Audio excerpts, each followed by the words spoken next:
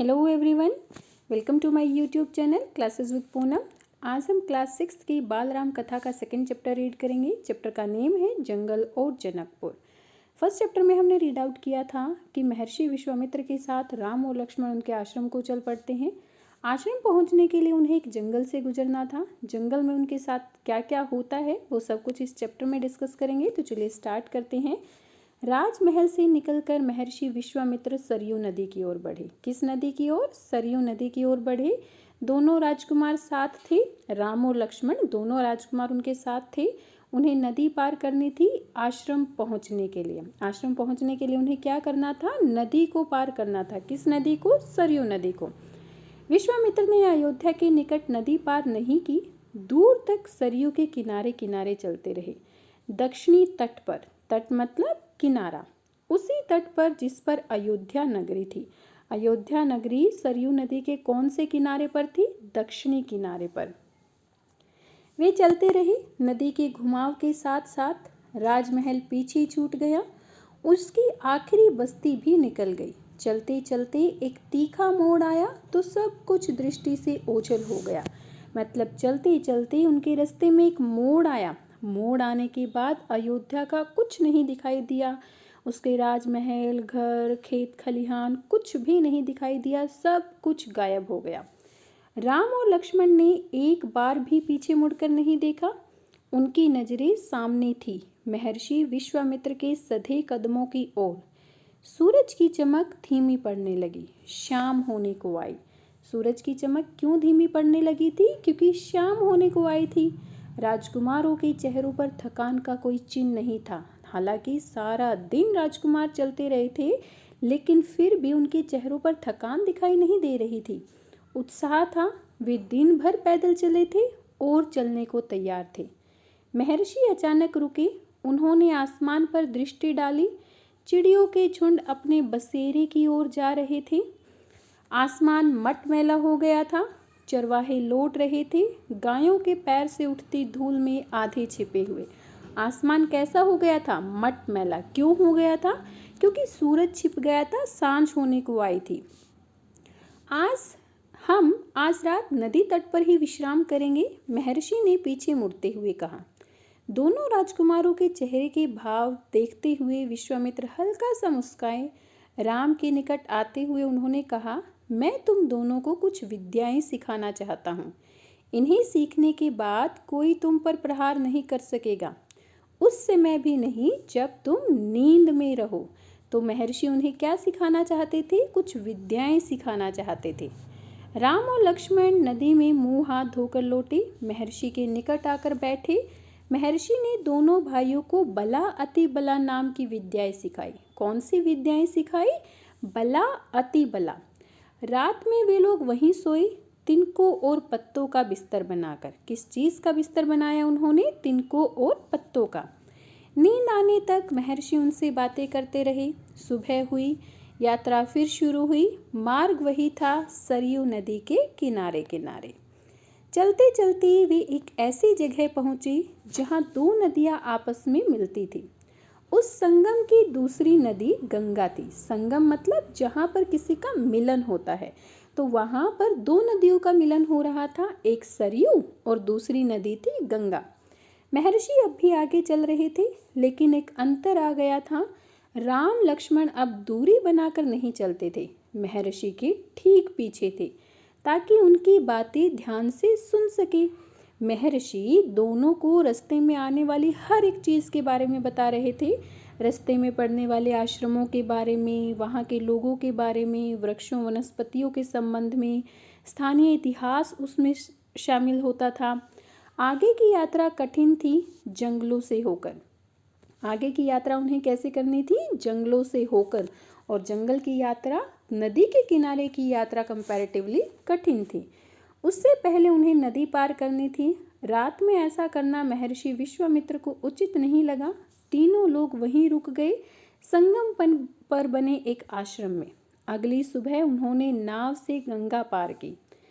नदी पार जंगल था, घना, दुर्गम। सूरज की किरणें धरती तक नहीं पहुंचती थी, इतना घना। नदी पार एक बहुत घना जंगल था।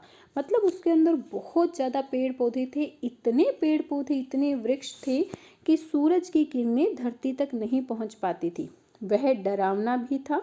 हर ओर झिंगुरों की आवाज़। झिंगुर छोटे छोटे जीव होते हैं जो पेड़ों पर रहते हैं। तो हर ओर झिंगुरों की आवाज़ आ रही थी। जानवरों की दहाड़, क्रकश ध्वनियाँ। क्रकश मतलब जो सुनने लायक ना हो, जो सुनने में अच्छी न लगे। राम और लक्ष्मण को आश्वस्त करते हुए महर्षि ने कहा, ये जानवर और वनस्पतियाँ जंगल की शोभा हैं, इनसे कोई डर नहीं। असली खतरा राक्षसी ताड़का से है। किससे था असली खतरा? राक्षसी ताड़का से। वह यहीं रहती है, तुम्हें वह खतरा हमेशा के लिए मिटा देना है।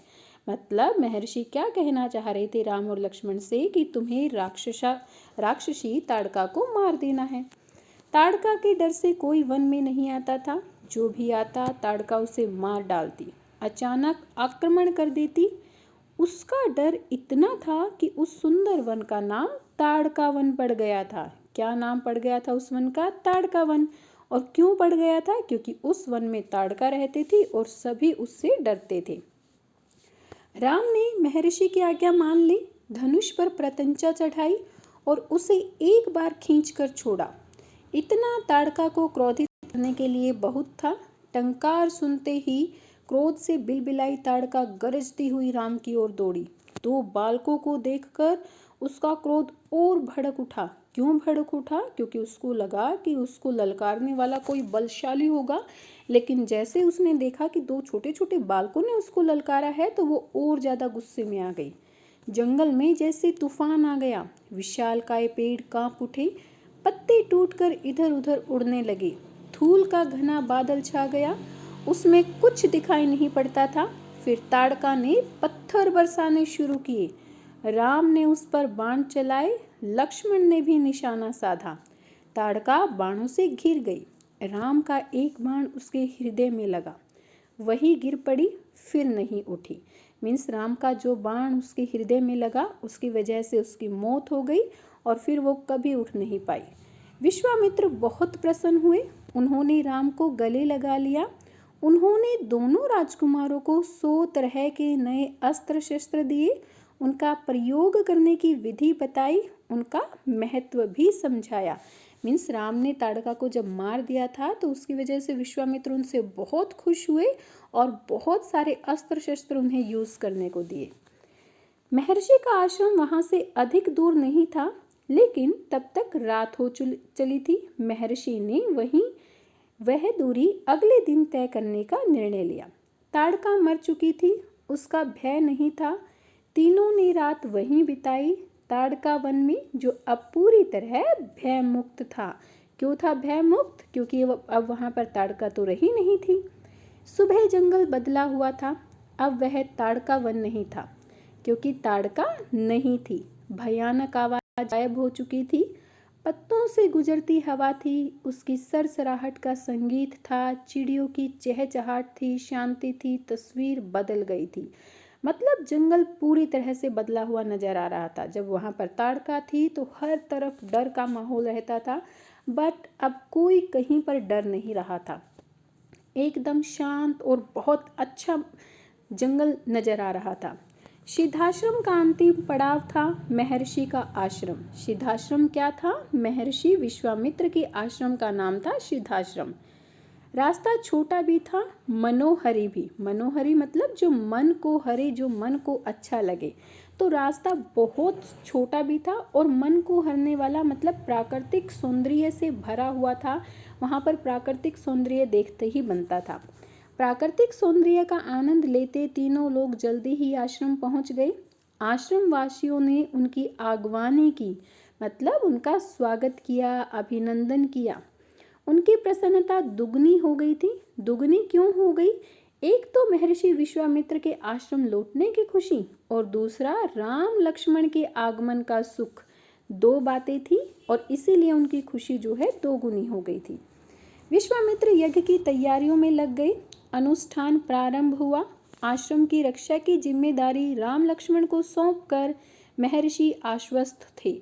अनुष्ठान अपने अंतिम चरण में था, पूरा होने वाला था कुछ ही दिनों में। 5 दिनों तक सब कुछ ठीक ठाक चलता रहा, शांति से, निर्विघ्न, मतलब किसी तरह की कोई रुकावट यहाँ पर नहीं आई। लगता था कि राजकुमारों की उपस्थिति ने ही राक्षसों को भगा दिया है। राम और लक्ष्मण ने यज्ञ पूरा होने तक न सोने का निर्णय किया। वे लगातार जागते रहे, चौकस रहे, कमर में तलवार, पीठ पर तुरीन, हाथ में धनुष, प्रत्यंचा चढ़ी हुई, हर स्थिति के लिए तैयार। अनुष्ठान का अंतिम दिन अचानक भयानक आवाजों से आसमान भर गया। सुबाहु और मारीच ने राक्षसों के दल बल के साथ आश्रम पर धावा बोल दिया। सुबाहु और मारीच ये 2 राक्षसों के नाम थे और दोनों राक्षसों ने अपने दल बल यानी कि अपनी सेना के साथ आश्रम के ऊपर धावा बोल दिया। मारीच क्रोधित था। यज्ञ के अलावा भी मारीच क्यों क्रोधित था? एक तो देखो यज्ञ पूरा होने वाला था, इसके अलावा भी इस बात से कि राम लक्ष्मण ने उसकी माँ को मारा था, ताड़का को। मारीच किसका बेटा था? ताड़का का बेटा था। तो वो 2 कारणों से क्रोधित था। एक तो यज्ञ पूरा होने वाला था, एक राम लक्ष्मण ने उसकी माँ को मार दिया था। इसीलिए राम ने राक्षसों का हमला होते ही कार्रवाई की, धनुष उठाया और मारीच को निशाना बनाया। मारीच बाण लगते ही मूर्छित हो गया। बाण के वेग से बहुत दूर जाकर गिरा। समुद्र के किनारे वह मरा नहीं। जब होश आया तो उठकर दक्षिण दिशा की ओर भाग गया। राम का दूसरा बाण सुबाहु को लगा, उसके प्राण वहीं निकल गए। सुबाहु के मरने पर राक्षस सेना में भगदड़ मच गई। वे चीखते चिल्लाते भागे। कुछ लक्ष्मण के बाणों का शिकार हुए, अन्य जान बचाकर भाग खड़े हुए। महर्षि विश्वामित्र का अनुष्ठान संपन्न हुआ। राम ने महर्षि को प्रणाम करते हुए पूछा, अब हमारे लिए क्या आज्ञा है मुनिवर? महर्षि ने राम को गले लगाया, कहा, हम लोग यहाँ से मिथिला जाएंगे। कहाँ पर जाने को वो तैयार हुए? मिथिला, महाराज जनक के यहाँ, विदेह राज के दरबार में। मैं चाहता हूँ कि तुम दोनों मेरे साथ चलो, उनके आयोजन में हिस्सा लेने। महाराज के पास एक अद्भुत शिव धनुष है, तुम भी उसे देखो। क्या था जनक के पास? एक अद्भुत शिव धनुष। राम और लक्ष्मण अगली यात्रा को लेकर उत्साहित थे। नए स्थान देखने और जानने का अवसर। सोन नदी पार कर विश्वामित्र मिथिला की सीमा के पास पहुंचे। किस नदी को पार करने के बाद वो मिथिला की सीमा पर पहुंचे? सोन नदी को। अपने शिष्यों और राजकुमारों के साथ वे गौतम ऋषि के आश्रम से होते हुए नगर में पहुंचे। राजा जनक ने महल से बाहर आकर विश्वामित्र का स्वागत किया। तभी उनकी दृष्टि राजकुमारों पर पड़ी। विदेह राज यहाँ पर जनक के लिए है। विदेह राज चकित रह गए, वे स्वयं को रोक नहीं पाए। महर्षि से पूछा, ये सुंदर राजकुमार कौन है? मैं इनके आकर्षण से खींचता जा रहा हूँ, क्योंकि राम लक्ष्मण देखने में बहुत सुंदर थे, चारों ही राजकुमार देखने में बहुत सुंदर थे। तो उनका जो आकर्षण था उससे जनक खींचते जा रहे थे और अपने आप को रोक नहीं पाए। और तभी महर्षि से पूछा कि ये सुंदर राजकुमार कौन है? ये राम और लक्ष्मण हैं, महाराज दशरथ के पुत्र। मैं इन्हें अपने साथ लाया हूँ आपका अद्भुत धनुष दिखाने। किस लिए लेकर आए थे वो? उनका अद्भुत धनुष दिखाने के लिए। विदेह राज ने महर्षि, उनके शिष्यों और राजकुमारों के ठहरने की व्यवस्था की एक सुंदर उद्यान में। अगले दिन सभी आमंत्रित लोग, ऋषि मुनि और राजकुमार यज्ञशाला में उपस्थित हुए। वहां महर्षि ने फिर धनुष का उल्लेख किया। महाराज जनक ने अपने अनुचरों को आज्ञा दी, शिव धनुष को यज्ञशाला में लाया जाए। अनुचर मतलब नौकर। अपने नौकरों को आज्ञा दी कि शिव धनुष को यज्ञशाला में लाया जाए। शिव धनुष सचमुच विशाल था, लोहे की पेटी में रखा हुआ था। पेटी में पहिए लगे हुए थे, 8 पहिए। कितने पहिए? 8 पहिए। उसे उठाना लगभग असंभव था। पहियों के सहारे खिसकाकर उसे एक से दूसरी जगह ले जाया जाता था। अनुचर मुश्किल से उसे खींचते हुए यज्ञशाला में ले आए। धनुष देखते ही विदेह राज एक पल के लिए उदास हो गए। उन्होंने कहा, मुनिवर, मैंने प्रतिज्ञा की है अपनी पुत्री सीता के विवाह के संबंध में। जो यह धनुष उठाकर उस पर प्रत्यंचा चढ़ा देगा, उसी के साथ सीता का विवाह होगा। अनेक राजकुमारों ने प्रयास किया और लज्जित हुए। उठाना तो दूर, वे इसे हिला तक नहीं सके, प्रत्यंचा क्या चढ़ाते। विदेह राज का संकेत समझ महर्षि विश्वामित्र ने राम से कहा, उठो वत्स, यह धनुष देखो। राम ने सिर झुकाकर गुरु की आज्ञा स्वीकार की। आगे बढ़े, पेटी का ढक्कन खोल दिया। राम ने पहले धनुष देखा, फिर महर्षि को। गुरु का संकेत मिलने पर राम ने यह विशाल धनुष सहज ही उठा लिया। यज्ञशाला में उपस्थित सभी लोग हतप्रभ मीन्स सभी लोग चकित रह गए। इसकी प्रत्यंचा चढ़ा दो मुनिवर, राम ने पूछा। राम ने क्या पूछा कि अब मैंने धनुष तो उठा लिया है, इसकी प्रत्यंचा भी चढ़ा दूं? अवश्य, यदि ऐसा कर सकते हो। विदेहराज चकित थे। राम ने आसानी से धनुष झुकाया, ऊपर से दबाकर प्रत्यंचा खींची। दबाव से धनुष बीच से टूट गया। उसके 2 टुकड़े हो गए, बच्चों के खिलौने की तरह। यज्ञशाला में सन्नाटा छा गया। सब चुप थे, एक दूसरे की ओर देख रहे थे। सभागार की चुप्पी महाराज जनक ने तोड़ी। उनकी खुशी का ठिकाना न था। उन्हें सीता के लिए योग्य वर मिल गया था। उनकी प्रतिज्ञा पूरी हुई।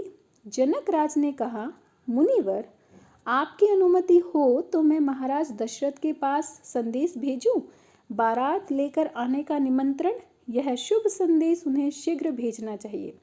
महर्षि ने अनुमति से दूत अयोध्या भेजे गए।